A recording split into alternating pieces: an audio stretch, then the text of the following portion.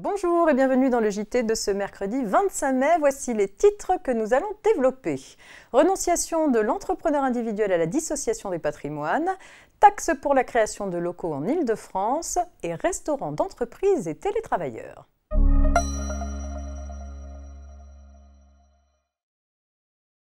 En vigueur depuis le 15 mai 2022, le nouveau statut de l'entrepreneur individuel repose sur la séparation du patrimoine professionnel et du patrimoine personnel de l'entrepreneur.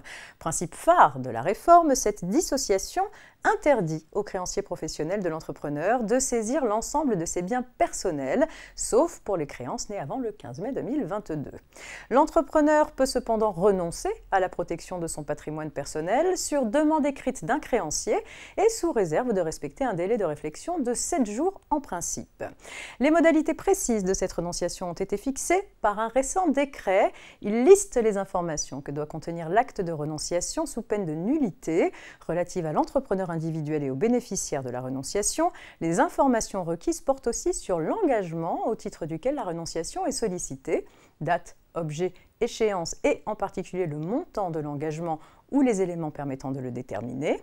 Une fois spécifié dans l'acte, il fixe définitivement le plafond pour lequel une même renonciation est valable. De plus, le bénéficiaire de la renonciation doit informer l'entrepreneur individuel des conséquences de celle-ci sur ses patrimoines. La prudence commandera donc d'inclure dans l'acte une mention sur l'accomplissement de cette obligation. Concernant la possibilité de réduire à 3 jours le délai de réflexion qui lui est imposé, l'entrepreneur individuel qui veut en faire usage doit apposer dans l'acte une mention manuscrite identique à celle prévue par le décret. Les intéressés pourront avoir recours à un modèle type d'acte de renonciation fixé par arrêté du ministère de l'Économie.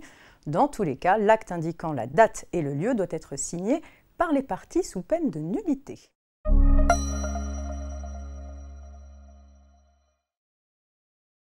Pour mémoire, la construction, la reconstruction ou l'agrandissement de locaux à usage de bureaux, de locaux commerciaux et de locaux de stockage situés en Île-de-France sont soumis à une taxe spécifique. Les locaux commerciaux incluent les réserves attenantes se situant à proximité immédiate et contribuant directement à l'activité exercée dans ces locaux.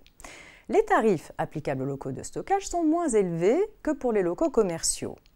Dans une affaire récente, la question a été posée de savoir si des réserves d'une surface de 685 m² attenantes à des locaux où est exercée une activité de restauration peuvent être qualifiées de locaux de stockage. Non, selon les juges. En effet, ces réserves où sont stockés des denrées et matériels nécessaires à l'exploitation des restaurants sont situées à quelques étages en dessous et se trouvent reliées à ceux-ci par des ascenseurs. Elles se trouvent ainsi à proximité immédiate des restaurants et c'est donc le tarif des locaux commerciaux qu'il convient d'appliquer.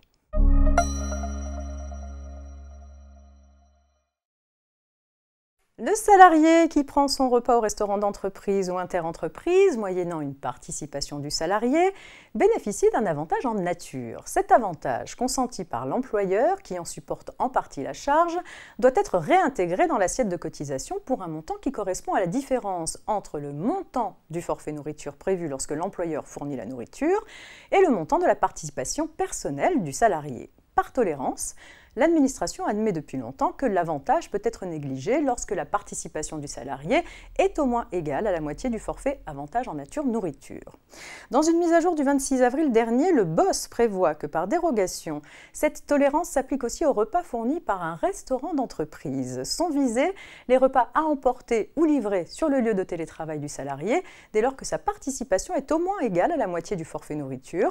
L'avantage consenti au salarié, comprenant la participation de l'employeur au coût du repas et aux éventuels frais de livraison, peut alors être négligé.